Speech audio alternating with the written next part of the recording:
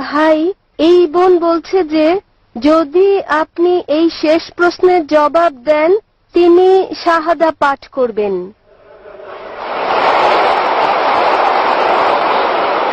প্রশ্ন করুন। এখানে এই প্রশ্নটি হচ্ছে, আমি পড়েছি এটি এক নাস্তিকের লেখা, যাতে বলা হয়েছে এরকম, যখন আল্লাহ স্বর্গের উদ্যান সৃষ্টি করলেন তিনি সেখানে আদম ও ঈভকে পাঠালেন এবং কিন্তু তাদের নিয়ম ভঙ্গ করার কারণে তারা সেখানে যে ফলটি ছিল, আমি ফলটি চিনি না, যা নিষিদ্ধ ছিল, তাদেরকে উদ্যান থেকে বের করে দেয়া হয়, তাদেরকে বাগানের বাইরে নিক্ষেপ করা হয় এবং যে কারণে বলা হয়ে থাকে এরকম যে আপনাকে দৈনন্দিন রুজির জন্য কাজ করতে হয়, আপনার কাজ করার প্রয়োজন হয় এবং তাহলেই আপনার দৈনন্দিন রুজি উপার্জন হবে। এরকম এটাও বলা হয় যে নারী তাদের গর্ভধারণে বেদনা বাড়বে। এটা এখন পর্যন্ত একই ঘটনা ঘটছে। আমাদের কঠোর পরিশ্রম করতে হবে, আমাদের সংগ্রাম করতে হবে, দৈনন্দিন রুজির জন্য আমাদের প্রয়োজনীয় সবকিছু করতে হবে। এবং একই জিনিস নারীর ক্ষেত্রেও, যেমন তারা গর্ভধারণে মারা যাচ্ছে, যদি তাদের বেদনা বৃদ্ধি পায়, কেন তাহলে আল্লাহ নিজেই তাদেরকে এত নির্মম কষ্ট দিয়ে যাচ্ছেন? আজ পর্যন্ত তারা একই রকম শাস্তি পাচ্ছে। অন্য মানুষকে ক্ষমা করার একটা দৃষ্টান্ত এটা কিভাবে হতে পারে যখন আল্লাহ নিজেই ক্ষমা করেননি অথবা আমাকে সঠিক পথে চালাননি? বোন অত্যন্ত সুন্দর একটা প্রশ্ন করেছেন। তিনি ঠিকই বলেছেন যে বোন আপনি যা উল্লেখ করেছেন এটা আছে বাইবেলে, আপনি যা বলেছেন তা উল্লেখ আছে বাইবেলে। আদম ও ঈভ আল্লাহ তাদের প্রতি সন্তুষ্ট থাকুন, যখন তারা স্বর্গের বাগানে ছিলেন তারা সর্বশক্তিমান ঈশ্বরের নির্দেশ অমান্য করেছেন, যা উল্লেখ আছে বাইবেলে, এবং এটা উল্লেখ আছে জেনেসিস অধ্যায় নম্বর 3 অনুচ্ছেদ 23-এ, যে সর্বশক্তিমান ঈশ্বর তাদেরকে শাস্তি দিলেন আর তিনি তাদেরকে বাগানের বাইরে নিক্ষেপ করলেন। এবং সর্বশক্তিমান ঈশ্বর বলেছেন জেনেসিস অধ্যায় 3 অনুচ্ছেদ 16-তে যে তোমরা নারীরা ঈশ্বরকে অমান্য করার কারণে তোমরা অনেক বেদনা সহ্য করে সন্তান জন্ম দেবে এবং তোমাদের আকাঙ্ক্ষা হবে স্বামীর কাছ থেকে তা পাওয়ার। তাই বাইবেল অনুযায়ী গর্ভধারণ নারীর জন্য একটি অভিশাপ।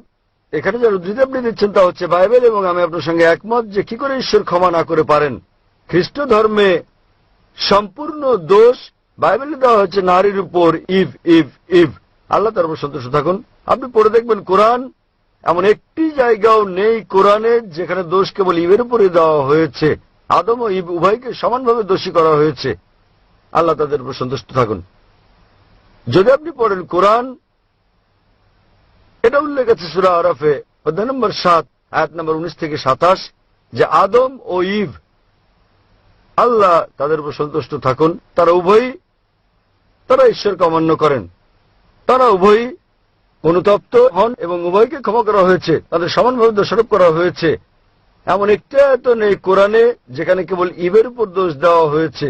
আল্লাহ তার উপর সন্তুষ্ট থাকুন। কিন্তু কোরআনে সূরা তাহায় একটি আয়াত রয়েছে অধ্যায় নম্বর 20 আয়াত নম্বর 121-তে বলা হয়েছে যে আদম আলাইহিস সালাম তিনি ঈশ্বরকে অমান্য করেছেন। তাহলে একটি আয়াত রয়েছে যাতে কেবল আদম আলাইহিস সালামের কথা বলা হয়েছে।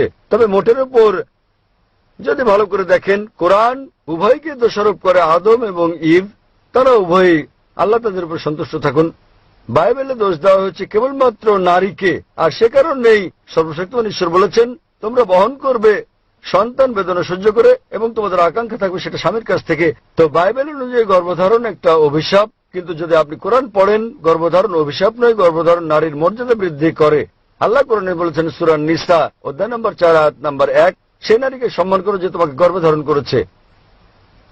এছাড়াও কোরআন বলছে সূরা লুকমান অধ্যায় নম্বর 31 আয়াত নম্বর 14 এবং সূরা আহকাফ অধ্যায় 46 আয়াত নম্বর 15 আমি মানুষকে পিতামাতার প্রতি সদয় হওয়ার নির্দেশ দিয়েছি, কষ্টের পর কষ্ট সহ্য করে মাতামাকে গর্ভধারণ করেছে এবং বেদনা সহ্য করে জন্ম দিয়েছেন। তাহলে এখানে আমরা বুঝি যে কোরআন বলছে যে আমাদের পিতামাতাকে সম্মান করতে হবে, বিশেষ করে মাকে। এবং আমাদের প্রিয় নবী মুহাম্মদ সাল্লাল্লাহু আলাইহি ওয়াসাল্লাম বলেছেন, এটা উল্লেখ আছে সহিহ বুখারীতে খণ্ড নম্বর 8 আদবের বই অধ্যায় নম্বর 2 হাদিস নম্বর 2 এক লোক আসলো মুহাম্মদ সাল্লাল্লাহু আলাইহি ওয়াসাল্লামের কাছে এবং তাকে জিজ্ঞেস করলো কে সবচেয়ে বেশি ভালোবাসা এবং সাহচর্য পাওয়ার যোগ্য এই পৃথিবীতে। নবী উত্তরে বললেন তোমার মা। লোকটি জিজ্ঞেস করলো তারপর কে? নবী আবার বললেন তোমার মা। লোকটি আবার জিজ্ঞেস করলো তারপর কে? নবী আবারও বললেন তোমার মা। তারপর লোকটি জিজ্ঞেস করলো তারপর কে? তখন চতুর্থবারের নবী বললেন যে তোমার বাবা। তার মানে 75% 3/4 ভালোবাসা ও সাহচর্য প্রাপ্য হচ্ছে তোমার মায়ের, 25%, 1/4 বাবার জন্য প্রাপ্য। সংক্ষেপে মা পাচ্ছেন গোল্ড মেডেল, তিনি পাচ্ছেন সিলভার মেডেল এবং ব্রোঞ্জ মেডেলটাও তিনি পাচ্ছেন। বাবাকে কেবল সান্ত্বনা পুরস্কার নিয়ে সন্তুষ্ট থাকতে হচ্ছে। তাহলে এই হচ্ছে ইসলামের শিক্ষা। ইসলামে গর্ভধারণ নারীর মর্যাদা বৃদ্ধি করে, এবং আমি আপনার সঙ্গে একমত। একবার সর্বশক্তিমান ঈশ্বর মানুষকে ক্ষমা করে দিয়ে কি করে তাদের শাস্তি বা শাস্তি দিতে পারেন? তাহলে এই হচ্ছে ইসলাম ও খ্রিস্ট ধর্মের মধ্যে পার্থক্য। বোন, আপনি কি এই উত্তরে সন্তুষ্ট? হ্যাঁ, অবশ্যই।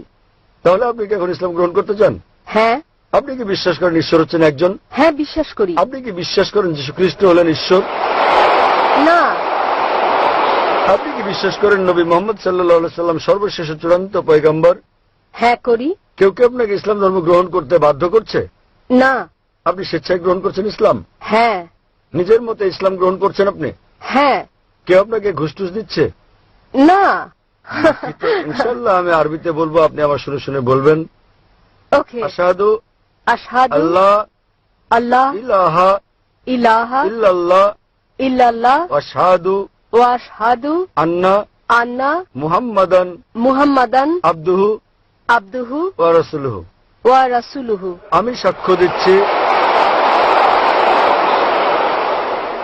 আমি সাক্ষ্য দিচ্ছি আমি সাক্ষ্য দিচ্ছি যে কোনো উপাস্য নেই কোনো উপাস্য নেই আল্লাহ ছাড়া, আল্লাহ ছাড়া। এবং আমি আরো সাক্ষ্য দিচ্ছি আমি আরো সাক্ষ্য দিচ্ছি যে যে নবী মুহাম্মদ নবী মুহাম্মদ হলেন হলেন বার্তাবাহক বার্তাবাহক এবং আল্লাহর বান্দা।